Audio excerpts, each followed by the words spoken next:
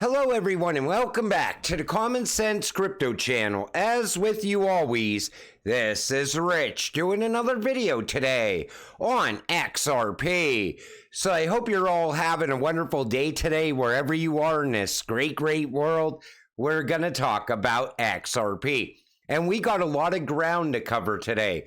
I'm going to break it into two videos. I'm also going to try to get an XLM video out for later today as well.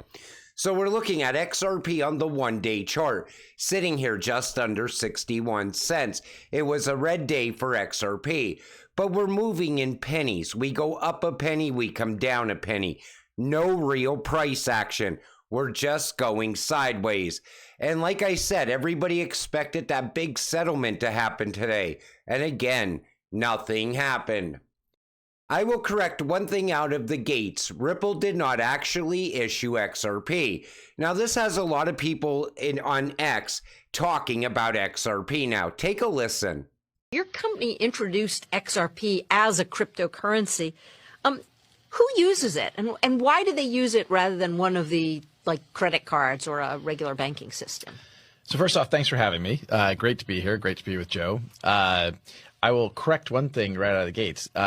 Ripple did not actually issue XRP. The XRP ledger is an open source, decentralized technology, not dissimilar than Bitcoin. And some of the creators of the XRP ledger actually had been early engineers that worked on Bitcoin, and they saw some of the scalability problems that Bitcoin was likely to have, the speed, both from a energy consumption, cost, some of the other problems, and they wanted to build a better digital asset to solve some of these problems. The second thing I'll just comment on briefly is often you'll notice I often will call these broadly digital assets and not cryptocurrencies. And this is less of a legal distinction and more of a pragmatic human distinction, that I don't think we're going to be buying coffee at Starbucks with Bitcoin or XRP anytime soon. I think we got to ask ourselves, what problem is that solving? You were talking about paying for the day spa bill and how you do that, but I think in some ways, the friction, the fiat currency, the US dollar in this case, works pretty well, and so we need to make sure it's better than that before we talk about it as a currency. So XRP has to be better than the US dollar before you could start to buy things with it. Now, he said Ripple did not actually issue XRP. I think David Schwartz worked on XRP the same way David Schwartz worked on Bitcoin. And I think Arthur Brito was actually involved as well, and a few others. But as we go into the future, everything that Ripple does, XRP is at the heart of all of it. Brad has said that multiple times in the past. Everybody always says that Ripple's abandoning XRP. They're not. They plan to get in the door with RippleNet. Later, they introduced the secret sauce. It's interesting to see how much more popular USDC / XRP is compared to USDT XRP is on the AMM. The difference is staggering. For comparison, liquidity USDC / XRP 332K. USDT / XRP only 5K. Volume USDC / XRP 82K. USDT / XRP $235. Nice to see. It's because most people in the XRP community know Tether is not a long-term goal anymore. It's not a long-term stable coin anymore. We all knew from day one that Tether was eventually going to disappear. And I think we're on the verge of seeing that happen now because of MiCA. The markets and crypto assets MiCA regulation takes effect this year in the EU and will usher in a new era for regulatory clarity, providing guidance for stablecoin issuers, custody of digital assets, licensing, compliance, and more. So what is MiCA and why does it matter? Regulatory certainty and consumer protection. It provides regulatory clarity in the crypto market, enhancing consumer protections and supporting innovation. We need that in the United States as well, so we have a clear path forward for crypto. Stablecoin regulation. MiCA introduces mechanisms to ensure the stability of stablecoins, demanding market transparency and minimizing risk creation. Environmental considerations. The regulation addresses the environmental impact of cryptocurrency mining, part of a broader regulatory framework. MiCA is a component of a larger regulatory effort, including the Digital Operational Resilience Act and DLT pilot regime, and the Transfer of Funds regulation, each targeting different aspects of digital finance security, resilience, and transparency. What MiCA does is it gives a clear path forward for crypto. And MiCA is coming to every country. We are not going to have different regulations in this country and that country. Any country that's part of cross-border payments, which means every country in the world at some point, is going to have the same regulations as MiCA. Bitcoin and Ethereum will specifically not be covered by MiCA regulations, as they do not meet the standards of e-money tokens, asset referenced, or utility tokens. This comes from Smoke. And you see it right here. Bitcoin and Ethereum should generally be classified as crypto assets because they do not meet the definition of e-money tokens, asset referenced, or utility tokens. Anything that does not have utility will be gone once crypto regulations come. And it's coming fast now, because even the United States is trying to keep up with the rest of the world. And that's why I'm always trying to urge people, stay away from meme coins and cryptocurrencies that have no utility or use case, because we don't know how fast this is going to happen in the US. I don't think they're going to put a date on it. I think it's going to be more of an overnight event because they're trying to get everything done before the presidential election in November. Now, here's the CEO of Tether announced that USDT stablecoin will not be regulated in Europe. From June 30th, MiCA application, it will no longer be possible to distribute it on exchanges registered in Europe. And then he goes on to say nobody in Europe or the United States really needs a stablecoin, because he knows the US is going to get rid of Tether as well. And so is every other country. It's just a matter of time. And that's why when we were always talking about Tether being a ticking time bomb, it is now a ticking time bomb. And it is going to implode at some point. And it's going to take Bitcoin with it. Every time you see Bitcoin getting propped up, it's being propped up by Tether. Nobody likes to talk about that, though, in the crypto space. But again, I wanted to point that out because I think the US is going to just adopt MiCA. I think other countries are going to do the same thing. It's easier. The UK is going to do it. Even BRICS is going to end up doing it because BRICS is going to be involved with cross-border payments as well. What's going on right now in the BRICS is they're accelerating everything and speeding everything up. But they're still going to be working with the US in the future. They're still going to be working with other countries as well. No, everybody makes it look like we're fighting with each other. We are in a currency war. Nobody wants the US dollar anymore. That's what it comes down to. They want a level playing field. XRP Ledger AMM fix enabled today. And look what happened next. 820K plus XRP now locked in XRP Ledger AMMs as trading resumes upon recent amendment fix. So now we could start to think about how much value will go into XRP over time.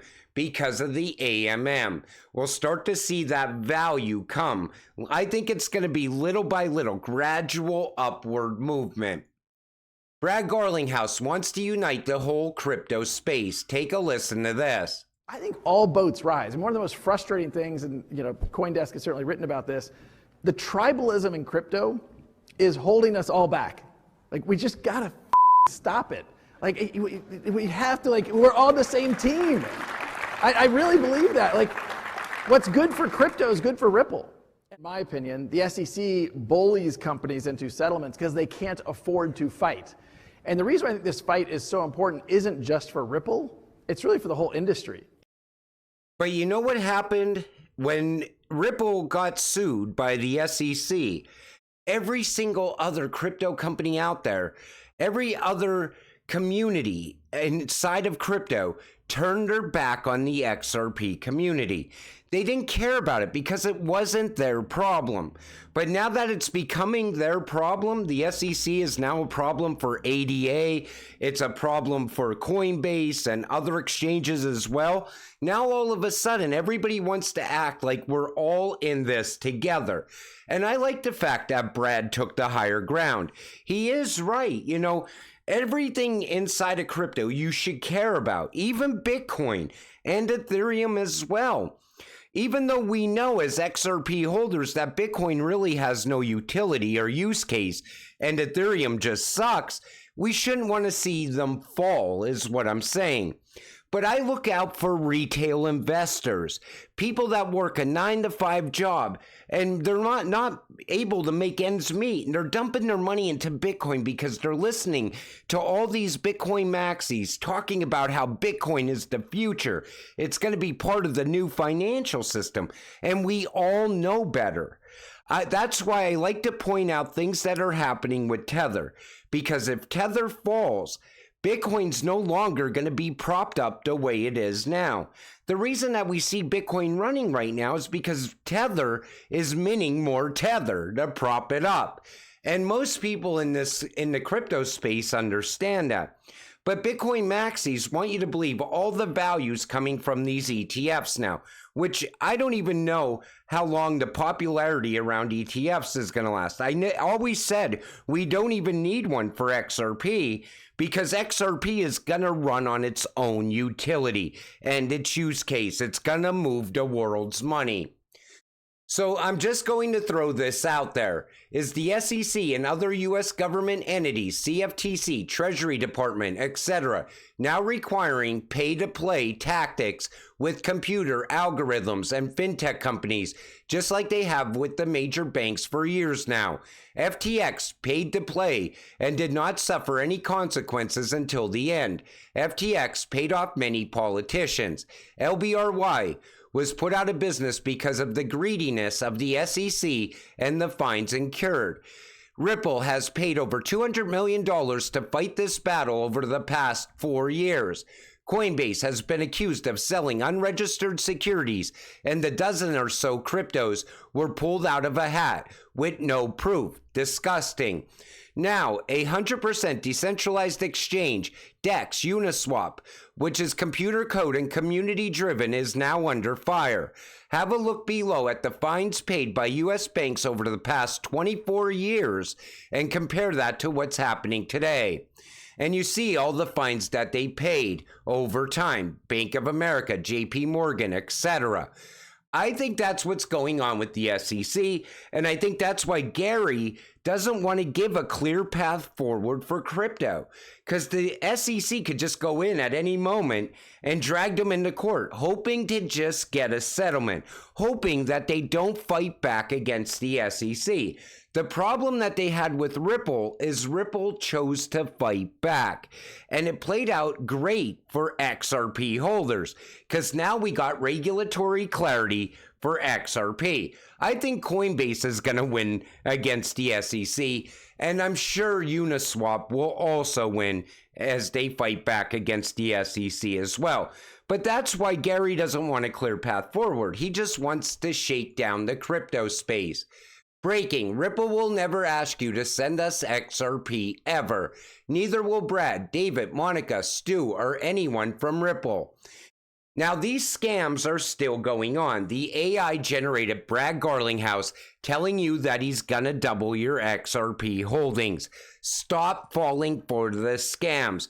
I still see people on X saying that they lost their crypto. We are at the point now where you gotta keep your crypto safe. I stress that so often on this channel. Get your crypto off the exchanges as well, because I don't look at any exchanges being safe right now, especially with what's going on with the SEC. I don't think they're ever going to take on Uphold for some reason. I think Uphold, they just keep skimming by. But, you know, there's other exchanges out there that I'm sure are on the SEC list. just waiting to be brought into court. But you got to keep your crypto safe. How else are you going to get rich off of your crypto? You know, you can't lose crypto when we're this close to the finish line.